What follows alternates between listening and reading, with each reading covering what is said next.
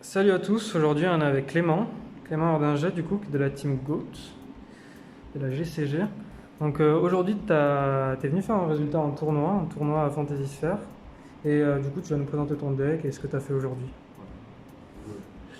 Aujourd'hui, j'ai fini quatrième à l'issue rounds, j'ai fait 5 victoires, une défaite. Mes match-up étaient deux Salam, un Eldish, un Vok, Dragma, Dragoon, un Dino, un SS et un Frankids. Ok. Je jouais du coup un Voked, Eldish, Dragoon et voilà, c'est pour moi.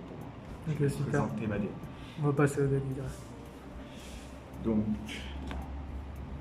3 Alistair. Jusque-là, pas de surprise. Yes. 3 Souls avec Target Mahad Oracle Palladium. Elle a vraiment un truc spécifique. Oui, elle a un spécifique. Alors, en hard draw, si on la draw, on peut l'aspect.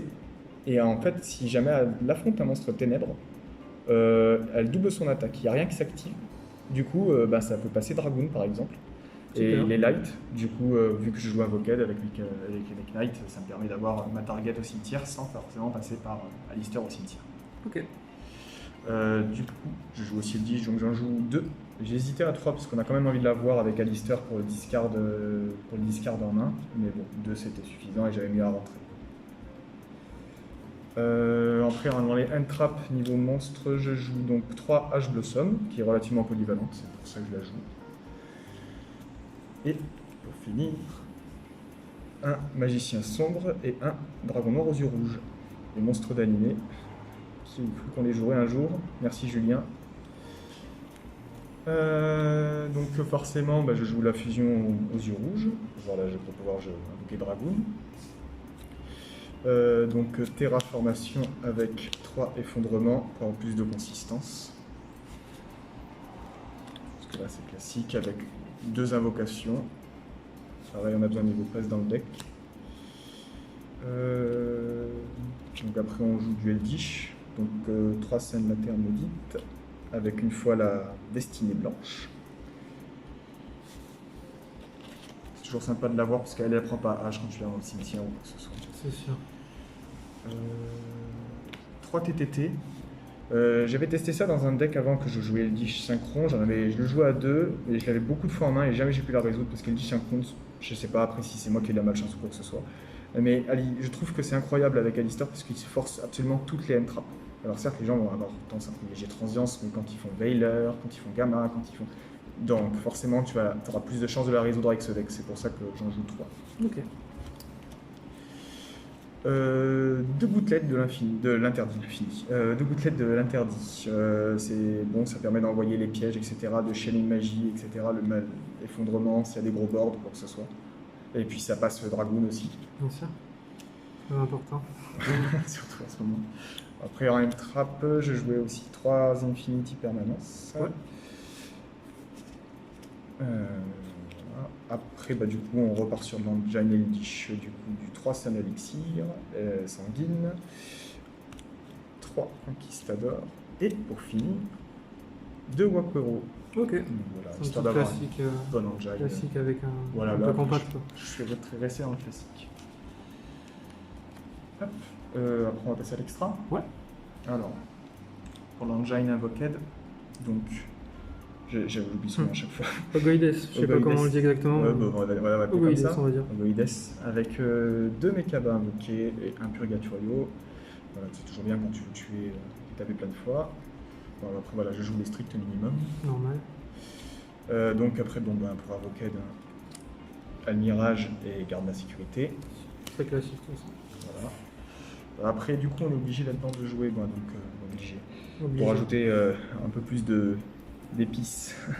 Anaconda verte près de la plante et le soldat dragon sombre aux yeux rouges, qui est vraiment impactant, je trouve. La carte la plus attendue, je pense, maintenant, depuis un bon elle est moment. attendue. Après, c'est une carte animée, c'est une carte non ciblable, non destructible, qui pète 2, enfin, genre, elle fait le café toute seule, en fait. C'est ça. C'est assez incroyable.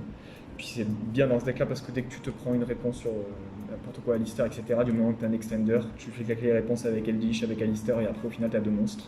Tu finis sur Anaconda et un Dragoon à passer. C'est ça. Du coup, par rapport à Souls, comme c'est un niveau 1, je joue un Incuribo et un renoncé Anima. Ouais. Voilà. On punit les gens qui mettent pas les bons, pas dans les bonnes colonnes. Après, bon, un phénix et une licorne, histoire de pouvoir péter des MP, avoir des lignes génériques un petit peu. Mouton de croix aussi, je suis pas très convaincu, je l'ai mis parce que j'avais de la place et je savais pas trop quoi mettre. Un soldat du lustre noir, soldat du chaos, parce que je m'étais dit que c'était bien parce que Eldish est quand même un important niveau et il peut permettre aussi de pouvoir passer Eldish si on tape Anaconda, on déclare l'effet de bannir, si jamais il a déjà craqué la negate, ça cible pas, ça banne juste. Bien sûr. Et puis au pire ça fait un gros temps à passer et bon il y a marqué non ciblable non destructible aussi sur cette ligne. Voilà. Et Et ça te fait 2 gros soldats. voilà, 2 gros soldats. Presque des bons ennemis. Et puis après, pour finir, un access code pour pouvoir péter quand il y a plein de choses. Voilà, enfin, pareil, je suis resté dans le générique pour me laisser le plus de portes ouvertes. Ouais. Au niveau du side, donc en anti-MP, on avait 3 cyclones cosmiques avec 3 lightning storm qui, voilà, enfin, genre quand ça apprend à ranger de suite. Ensuite, j'avais joué Gamma. Je joue que 6 N-Trap si on compte pas Goutlet. J'avais envie d'avoir un peu plus de réponses, notamment par exemple un Infernable qui, en fait, genre s'il regarde ta main, tu dois être au top deck, donc pour éviter ça, Gamma. Chose qui n'est pas arrivée aujourd'hui, mais bon, c'est rassurant aussi d'avoir un C'était side. safe, ouais. Voilà, ça augmente le taux de réponse quand tu es sûr que tu vas au second. Après, en one-off, ouais, un Dino Lutteur, qui gère à peu près. Enfin, qui est très, genre, une excellente carte de gros second qui pète gratuitement. Il Voilà. est pas un pour rien celui-là. Voilà, T'inquiète pas. exactement. The Judgment, pour quand on go first, histoire d'améliorer les. Enfin, contre les Lightning Storm. Ouais, pour enlever les Lightning Quelqu'un Storm. de grosse gênante Voilà. que t'as envie de gérer, quoi. Exactement, même enlever la norme. Une vive la Terre d'Or. Ok. Voilà, histoire de. Si, quand on peut un peu de l'engine Eldish, bah, au moins avoir aussi une counter trap qui peut aider. Et la dernière gouttelette, histoire de pouvoir gérer les boards genre à la type Adam, Dinosaure, quoi que ce soit. C'est sûr. Ok, super. Merci. Est-ce que tu as des impressions à donner typiquement sur le tournoi? Sur le deck, ouais. Je pense qu'il y a une place dans l'extra deck qui va se transformer en Incuribo. Ouais. Parce que souvent, très souvent, tout le temps même, j'ai fini avec Eldish et une piège. Et comme c'est des monstres normaux, je ne peux pas faire Anaconda avec. Donc le fait de faire un Incuribo et de pouvoir après faire Anaconda, ça m'aurait fait gagner plus souvent. Ok. Après, au niveau de l'extra, je sais pas. Après, j'étais bien tenté par Super Poly aussi. Je pense que j'ai vraiment de place. Il y a plein de cartes maintenant que j'ai vu qui avaient moins d'impact, pas beaucoup d'impact, que j'ai jamais sorti. Mouton de croix, par exemple.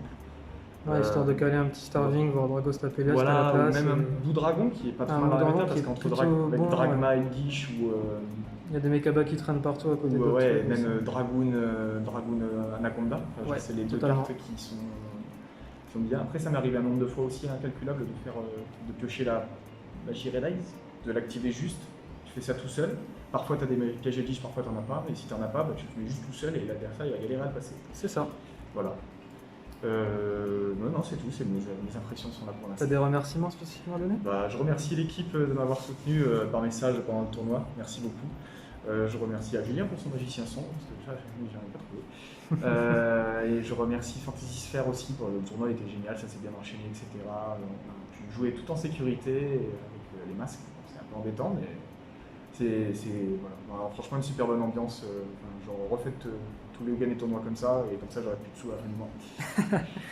Bah, merci à toi en tout cas, on espère te revoir très vite pour d'autres events et on est content toujours de voir votre team passer. C'est un plaisir Montez de vous jusqu'à voir Toulouse, aussi. de toute les façon. gars. Merci à toi, bah, à la prochaine. Salut!